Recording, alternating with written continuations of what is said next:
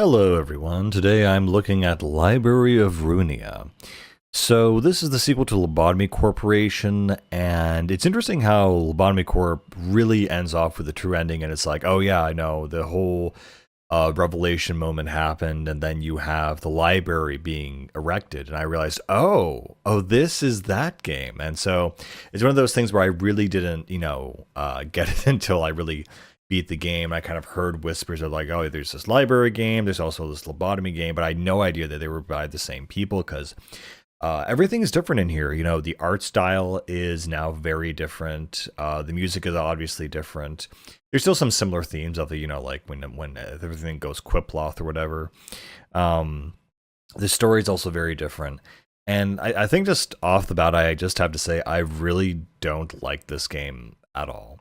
Um, I think the main thing that it's missing, honestly, is the mystery.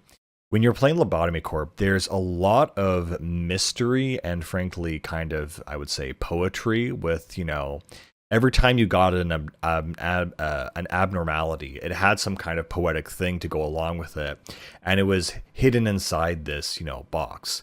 And so part of initially sending in new recruits to extract energy from each one of the entities, you were really curious to see, okay, how does this work? So what does it react to? What doesn't it react to? As you interact with it, you get more information unlocked about it, its backstory, and what it's like, and just what its behavior is. And there's some really weird ones. Like I said, the one that scared me the most, honestly, was probably the gambling one. That was a giant slug with teeth that would make baby crying sounds that would force employees to come in and get eaten by them. But yeah, like that's the previous game. That's what I really like about that game. Here, that's all gone. Abnormalities are kind of in the past, and in this new world where Lobotomy Corp is no longer providing energy for the world, you still have the wings and the head, and I think it does a better job of fleshing out the world that the Lobotomy Corp did exist in, rather than just about the corporation itself. And so now Angela, she fully, in the opening act, she says, yeah, no, I'm an AI. I'm still, who I am, and I'm still here to basically undo everything that happened in the first game, to undo the great alignment or whatever happened in the last game. I honestly want to go back and replay maybe the end bit of the last game, because it was super interesting, and again, just overall really cool and esoteric, and I really like that stuff. Outside from that, what's different in this one is, of course, they're looking more so at the back streets. And so it's interesting, instead of interacting with abnormal, weird entities and eldritch horrors and getting energy from them, what you're doing now is you're sending out invitations which kind of summon individuals to the library. And when you kill those individuals or defeat them in battle, that turns them into a book, essentially. And so each of these characters are kind of like a short stories thing, and you can see how this game series was on its way to becoming a gacha in some way, like Limbus Company is like a full-on gacha. And just on that point, because I might talk about Limbus as well, because I played it a little bit, to all the people who told me to my face that Limbus was not a gacha, I end your life. Like, I don't know what else to say. It's a bold-faced lie to say that Limbus is not a gacha when you have essentially the same principles. Yes, it has a nice story, and it's interesting, and it's different from other gachas, but it is a gacha fundamentally. So this is kind of like in a kind of gacha like manner, where it reminds me a lot of Near Replicant, where you have certain side characters introduced and their side stories, and they're kind of talking about, I don't know, different, their backstory. Usually a lot of them are from the back streets. They're in the beginning, they're thugs and thieves, and then you get people from the office, and then people from the Index, who are like the mafia. And so, and then also then you have this religious group, and so you have a series of short stories essentially, and characters that are all basically interacting and they're trying to like make them like each character has a name and they have like a little personality, and I guess they're trying to make them memorable or something. But there's just so many characters, and they actually do write full names and art and original dialogue for characters who might only have, 5 to 10 minutes of screen time, and you kill them just to go on to the next bit. And then when you kill them, you get a bunch of books, and this is where the gacha elements kind of start to appear, where um the books you get, sometimes you'll get one, two, or maybe a dozen of them. And so what happens is you actually burn the books in order to unlock the power within, which is really funny. But yeah, so you essentially burn the book and it works like a gacha roll. So you'll get certain types of attacks and certain types of characters and outfits. And again, this is really interesting because, this is where that the gameplay is completely different from Lobotomy Corporation. Lobotomy, you kind of send people on a 2D plane. That still is there, but now you're literally fighting each other. And what you're doing is you're using cards. And so your cards are going to dictate, how much damage you do. And so usually there's, up to, you have like a certain, well, okay, first you have to roll the die to figure out how many speed points you have. And that determines who attacks first. That's always kind of randomized. Then you have your cards, which take a certain number of action points, which at the beginning is 1 to 3. And then on those cards, it says what kind of moves they do. So it could do 1 to 3 different moves, maximum of 3 or 4. I mean, it keeps going up. And so it'll do things like, do 1 to 5 damage on the first attack, and then defend, and then dodge. And then there are some 0 cards as well, which will do like a free attack or a free something. And so you basically have 4 or 5 guys on the map at once, and you basically choose, if you automatic roll engage, then you basically click space, get your speed, attack, see who's attacking who, then choose click on your character, click on the card you want to use, and then the cards are shuffled about. So as soon as you use a card, a new card is pulled automatically the next turn. And so you choose who to attack and with what, and you just kind of go through that gameplay loop as you just go through the game, and then they automatically attack, and then you fight them and they die, and then you get their books, and then you use those books usually as payment for the next battle. So that's kind of frustrating, where if you keep failing on a certain mission or a certain round, or a certain level rather, then you have to go back to the previous fight and grind that to get the materials just to even have an opportunity to fight. So again, we're getting a bunch of characters. Angela's still here. She's obviously a little bit different. We have, I totally forgot the main character, Roland, who is a fixer, who is essentially an assassin and a cleaner, in the city. So the city still kind of exists despite the weird apocalypse thing that happened at the end of the last game. And so Roland is essentially just pulled into this scenario, and he's basically the secretary or a librarian in the library.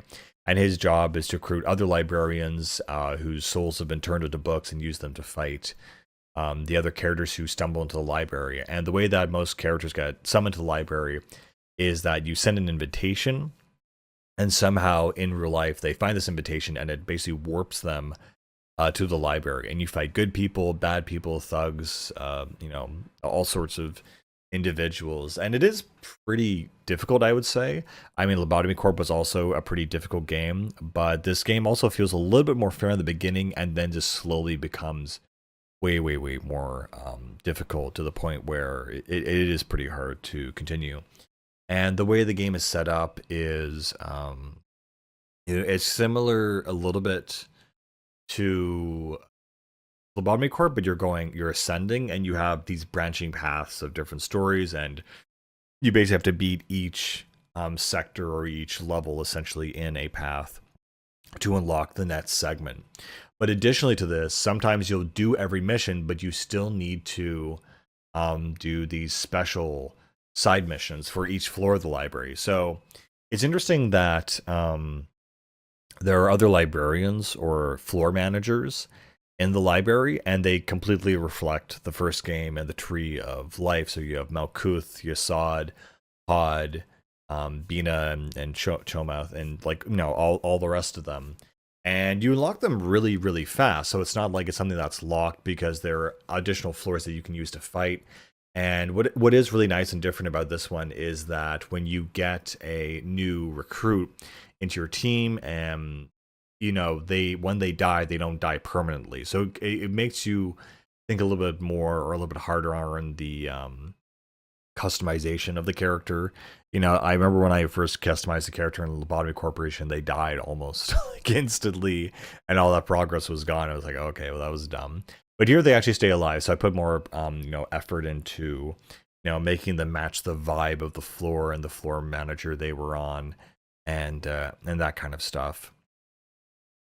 And so yeah, and it shows all the backstory of like Lobotomy Corp. Like it's like, oh yeah, we used to be AI robots, and now we're, librarians in this new structure.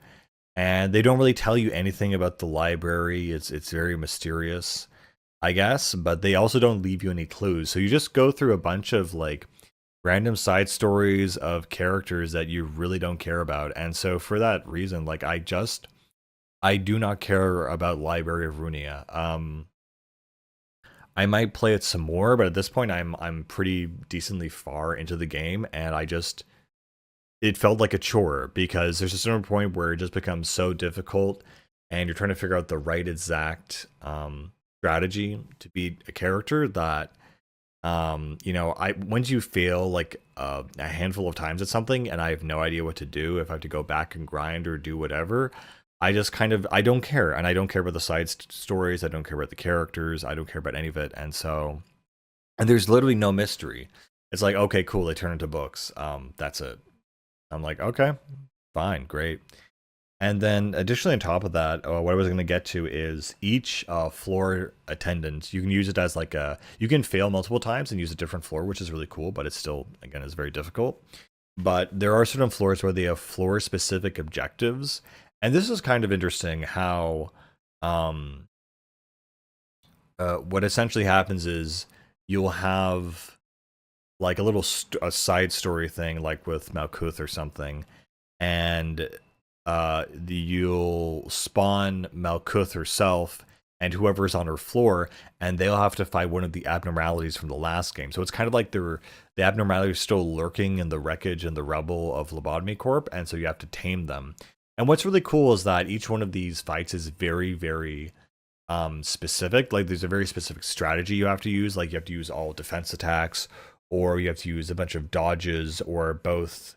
All the enemies have to be at 1 HP on the same turn, or otherwise they all regenerate all their health and stuff like that. And so, those are kind of cool. And then once you defeat that abnormality, you then get bonus powers and boosts. And so when you're doing the normal battles and like randomly every few turns, for that floor that you beat it on, your team will get a certain selectable optional bonus thing to help you out. But yeah, again, I appreciate that the gameplay is a little bit much more engaging now, but I think it really bogs down the experience. I mean, not really bogs down the experience, but it's nice, but it's not super, super deep. It's like, okay, here's like your team, here's, what you can do. You can equip them with different stuff, give them different things. But I really hate card-based games. I just don't think they're very interesting. I mean, it's fine, I guess. But when we're doing all this fighting and the story is not gripping me on any element whatsoever, it's like, okay, they're books, cool, whatever.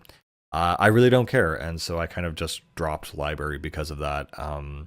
I kind of, honestly, if anything, want to go back to the original game, Lobotomy Corp. And I think something that I really have never felt in a game since maybe Wind Waker is that I really don't like the art direction. Not that the art direction is bad in any way. It's very much more anime and updated. But in that sense, it looks very similar to everything else in a certain way. And the original super chunky, like honestly bad Umineko type sprites from the original Lobotomy Corp, I really, really liked those designs and those character styles. I thought they looked really, really cool. And that's completely gone here. The music is completely gone. It's different. The art is different. Oh, the other thing too is that now it has voice acting, and I don't know. I just don't. Maybe I'm just not used to listening to the Korean language, or it's just the way it sounds. I just don't actually enjoy. I mean, the voice acting is done well. Like it's done really well. Like the pauses and whatever, and the inflections in the voice. I can feel that, but I don't really like the language. I'm not used to the language, and I don't think it really adds a whole lot. It also makes it feel like, and I play Japanese games all the time, so I don't have an issue with foreign languages being radically different or new to me. It just, I don't think it really fits the game in a weird way. I don't know. I don't know. I think there just might be too many mechanics. I mean, Lobotomy Corp also had too many mechanics, but just the amount of reading you have to do, it's pretty overwhelming. And at a certain point, I just want to be able to like experience the story and kind of get through the battles. And when the battles are blocking me from getting to a story that I don't even think is super interesting, then I just really don't care. I will say though, I do enjoy the stagger system. The stagger system is very fun, very cool. I really enjoy that, even though it's super frustrating when you get staggered. But being able to like block an enemy out from attacking feels really, really good. And as long as you find their weakness. I think it was also a good thing to introduce weaknesses. So you have piercing, crushing, and slashing. But they also introduced a bunch of other stuff that almost drowns out that aspect of it. If it was a very simple Fire Emblem-esque sword, axe, lance, love triangle or damage triangle, I would be much more happy with that if that was just the main combat, because then it would be very obvious and what I have to do and just variate my actions over the course of each battle. But they introduce so much that sometimes I'm in the middle of a battle and I have no idea what my strategy is supposed to be. I have no idea if I should be attacking this guy first or this person. Do I go after the weaker person in the boss fight? There was the one fight with the fire girl. I had no idea what I was doing, but for the first like 4 or 5 times I was doing that fight, I was attacking the girl herself, and she had these 2 matches beside her, and she had like 400 HP. And I thought, if I just keep attacking her directly, maybe I have to use defensive attacks or dodge or something, because I was dying in maybe like 5 turns, and I got her down from like 400, maybe 350 at best. And for some reason, when I attacked the matches one time, I just said, oh, screw it, I'll just attack, these smaller guys, even though they don't take a lot of damage. When I attacked the matches directly, it made the main person's HP like almost go down by half. And sometimes, and for some reason, they were at 160 and then suddenly like 0. And I have no idea what's going on. There's also an emotion level meter. So like the amount of turns you take in an act will determine the payout of the books or things you get. Cool, I guess. There's just so many systems and things going on at once that I think a lot of it should just be hidden from the player side. For me, it was very overwhelming. I think it's cool you can customize dialogue for some of your characters, but yeah, I just felt that it was just way too much, and I didn't really vibe with it. The story again was not super interesting. Apparently, it goes somewhere later on, but I just don't have the interest or the patience to do that. I'd rather go back to the original game and replay that, honestly. But yeah, that's kind of library, and I don't know if I want to talk about Limbus. Jumped right into Limbus. I'm not sure if that's cheating or not, but yeah, I think I'll keep it there, and I'll talk about Limbus later. But yeah, that's library, and yeah, not a massive fan. Not really into it. Yeah, sad. I really want people to play Lobotomy Corp, because Lobotomy is much more interesting of a game. I don't care if you have to put on mods or watch a walkthrough or let's play of it just to experience the story. But Lobotomy Corp is, I would say, infinitely more interesting and more compelling than library. And I don't know, this game was like always $40 and it never went on sale. And for the one time it went on sale in years, I finally able to play it. And the vibe that I felt before playing it matches the vibe that I'm now actually playing, which is that it's just very kind of okay. It's not bad, it's not great either. Hey guys, I actually just want to do a quick follow-up. I actually did end up just using mods to basically one-shot every boss just to get way through the game. And yeah, it still has not changed my opinion. I have not really changed my mind about how I feel about this game. It's still very kind of low on my scale. It's repeating a lot of the same points. And, you know, things do happen, but it kind of feels pointless. Again, it's kind of showing the rest of the world, but it's not really like important or impactful, really. The one new thing I do have to say is that the one side story I actually really enjoyed was the Warp Train Love Town story, where they get stuck in the train for something like 1,000 years, and they end up like terraforming all the people into like a flesh city, and the two like young lovers become this like abomination, and somehow the doctors that do this are only like aware or awake for like a week or something. I don't know, just like from a science fiction short story perspective, that was like profoundly disturbing, and really interesting. Well, the rest of the short story just feel like, oh, this is a gang and they're so cool and they're coming to fight the library. Or there's a cult, you know, of like gears and stuff. Like, oh, that's so cool. It's like, not really. Like, it's okay. Like, it's trying. But that story about the warp train really left an impression on me. I was like, okay, this is actually, I mean, besides being like dark and psychotic, it was at least really, really interesting. It was also cool to see Bina and Hawkma and how their designs changed, how their attitudes changed. Um, Bina is also pretty good in this game. You know, she kind of gives, you know, kind of like, you know, bad answers to everything. She refuses to answer a lot of things, but she's still a pretty interesting character. But again, I prefer her in Lobotomy Corp. So again, like everything in this game is just done better in Lobotomy Corporation, and this is retreading old ground. And God, thank God I use mods because there's so many like extra fights and extra scenes. Um, Even after the final fight, like I think it's cool. You have to fight a person on each floor of the library until the very last one, and then you have a final boss fight. And then after that, you have like another final boss fight, and then you have to like fight all 8 guys at once, rezzed, and then that's the final boss fight.